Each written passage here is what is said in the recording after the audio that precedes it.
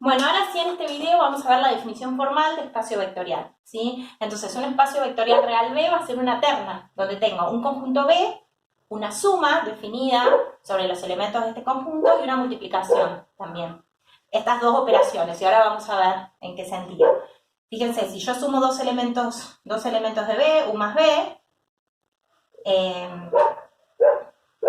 esto, fíjense, U más B me da un elemento de B. Esto lo que me está diciendo es que la suma es cerrada y fíjense que, por otro lado, en este caso vamos a tener con la otra operación. La multiplicación por un escalar también es cerrada, ¿sí? Esto tiene que ocurrir para todo elemento del espacio donde C es un número real. Por eso le decimos que es un espacio vectorial real.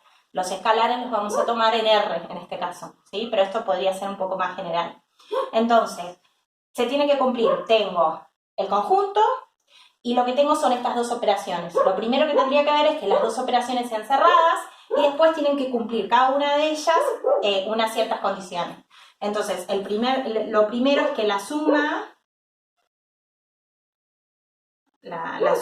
tiene que ser conmutativa, es decir, que U más B deberá ser igual a U más B deberá ser igual a B más U, ¿sí? Esto se lo conoce como conmutativa y estamos en la suma. Va a tener que ser asociativa también, es decir, que si yo hago U más B más W, ¿sí? Esto es lo mismo que hacer U más B y a eso sumarle el W, ¿sí? Estamos tratando de seguir la misma notación para no hacer problemas. Entonces tenemos la propiedad asociativa de la suma,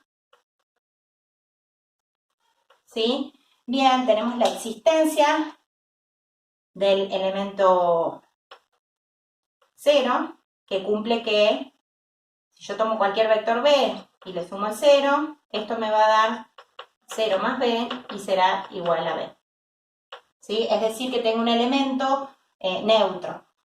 Y, por último, es la existencia del opuesto o del negativo, es decir, que dado B, existe menos B, tal que la suma será igual a 0, ¿sí?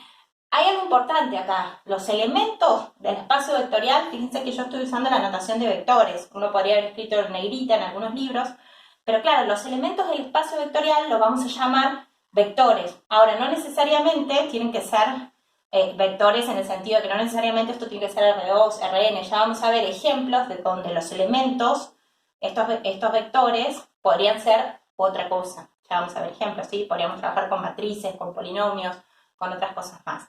Bien, entonces, espacio vectorial, la suma cerrada, cumple estas cuatro propiedades. Y por otro lado tenemos la multiplicación por escalar, también sabemos que es de un escalar por un vector, me da un vector, ¿sí? Y, ¿qué propiedades va a cumplir? Bueno, lo que tiene que cumplir es que esto sea distributivo con la suma, esta multiplicación, es decir, que si tengo C, producto escalar, el vector U más B, esto es lo mismo que será que hacer C por U más C por B, ¿sí?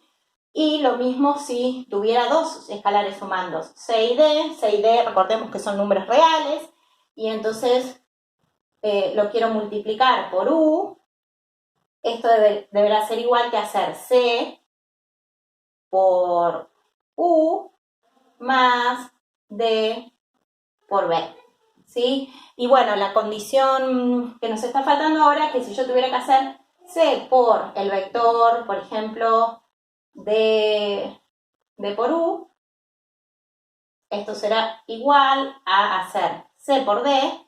Fíjense que acá estoy haciendo la multiplicación de estos números que son reales, son dos escalares, y a esto lo voy a hacer producto el vector U, ¿sí? Y por último, si tomamos el 1 por el vector U, fíjense que acá estamos pensando el 1 como el 1 real, esto es exactamente el vector U.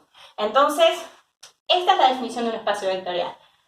Es un poco larga, es un poco extensa, digo, para uno que tiene que ver que algo es un espacio vectorial, demostrar que algo es un espacio vectorial, hasta ahora la definición lo que nos dice es, tenemos el conjunto B, tenemos que tener definidas dos operaciones, suma y producto, ver que ambas operaciones sean cerradas y que se cumplan todas estas condiciones, que fíjense que son 8, ¿no? Estas 4 para la suma y estas 4 para el producto. Entonces los elementos del espacio serán vectores y fíjense que será más fácil ver que algo no es un espacio vectorial, porque tengo tantas condiciones que para ver que algo no es un espacio vectorial con que alguna de las condiciones falle, ya no va a ser espacio vectorial, ¿sí? Bien, entonces en un próximo video veremos algún ejemplo sobre esto.